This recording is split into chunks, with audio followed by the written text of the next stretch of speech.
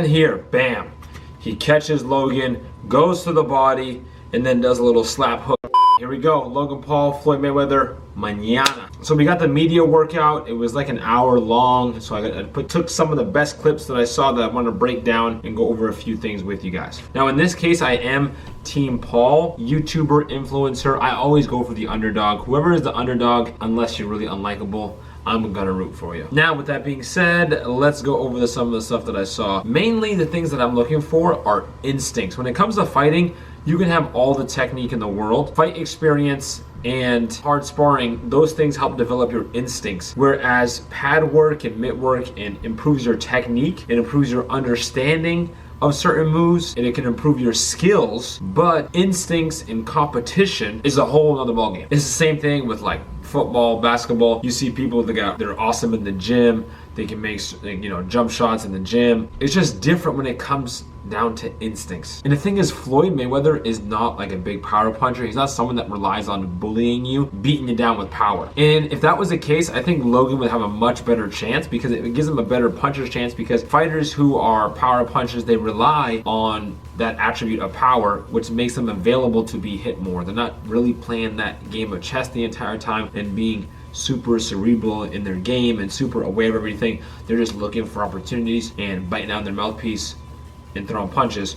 So that would be better for Logan. And because of that, people think that, oh, Floyd is not a power puncher, he's not gonna knock him out, but it's gonna make him virtually impossible to be hit. One thing I don't think people realize is that regardless of how fast you are when you hit mitts or when you, again, hit pads or a bag, and even if you hit really hard, when it comes to working with someone in front of you, and it comes down to decision making, when should I go for a punch, and should I get closer, should I start to go for the jab, should I go for this hand, and you're trying to work that out, that battle is what Floyd is arguably the best ever at, right? So when it comes to feinting and footwork and cutting off the ring and making you think like he's gonna fight and then doesn't, and then draws you out and setting traps, those type of things are what Floyd is the best at.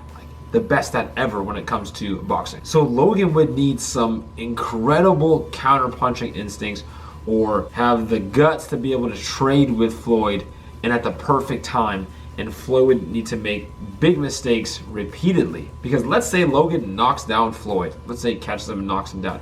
If he doesn't knock him clean out, he's getting right back up and Floyd's gonna turn up and win the fight. Rocking Floyd is one thing.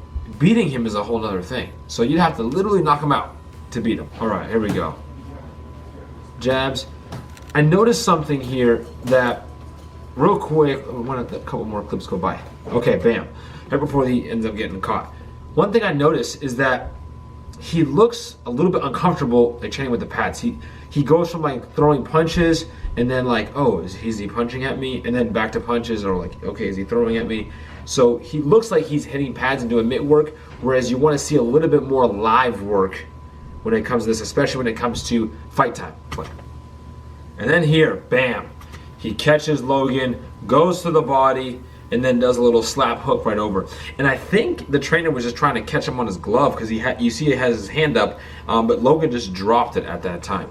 So I don't know if Logan was nervous with the media, and it looks like he was more trying to imitate being a boxer. I don't mean that like in a negative way. I mean, he's learning and he's developing, so he wants to make sure he's doing everything correctly. So he's on his P's and Q's. Elbows in, right guard is up. He's making sure he's doing everything, and it's not just purely instinctual yet, right? So you see he covers and he drops his hand back again to get back to his comfortable stance, not paying attention to the fact that a right hand is coming over the top and gets slapped pretty good with the hook. And in the video, he actually says to Milton, he goes, oh, you're getting excited today, huh? Like, he mentions to him like, oh, it seems like you're throwing a little hard, a little different. I don't know if Milton was changing it up, but Logan seemed to be a little uncomfortable and a little off with the timing, right? So if he gets flustered with the timing of mitt work and not being able to adjust to mitt work, I can only imagine what it's going to be like with the anxiety of the fight, and then you got a ghost in front of you feinting and moving. I just don't see how he overcomes that. Boom, he's working, he's catching, again, smooth here, but see like the hands up here, he's just like, oh, defense up, and then trying to get a rhythm here. And again, this is just a media workout, so I don't want to put too much into it, too much stock. There's a hard right hand there, and you see how he like waits for it, That's a big thing. Like, he's just waiting for the defense. And again, back to being nice and relaxed. Again, they're just showing stuff. Again, I don't know if it's the fact that it's a media day. These uppercuts, he throws just his arm, right, and no hit behind it. He goes no, like it looks like he said just scoop it, like no hit, like don't turn into it. So I don't know if Milton's trying to do that on purpose, but you notice that Logan is kind of like scraping with his hooks and his punches, like that. You see how he's like slapping just his arm? He's kind of scooping it. And then Logan's bouncing again, going in and out. But again, their timing looks a little off.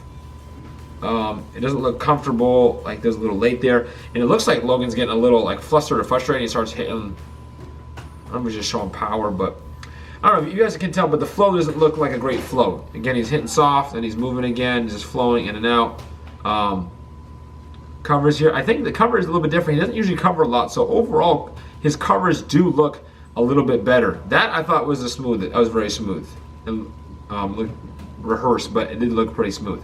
Again, I don't like the uppercuts, the scooping and the scraping of it. I think he's doing it on purpose. I can't imagine, see that little thing like that. I can't imagine that, but he has made improvements. It's not hate here. I'm just talking about getting ready for Floyd Mayweather, like weaving and stuff like that. He's not going to get a chance to weave in the fight. So.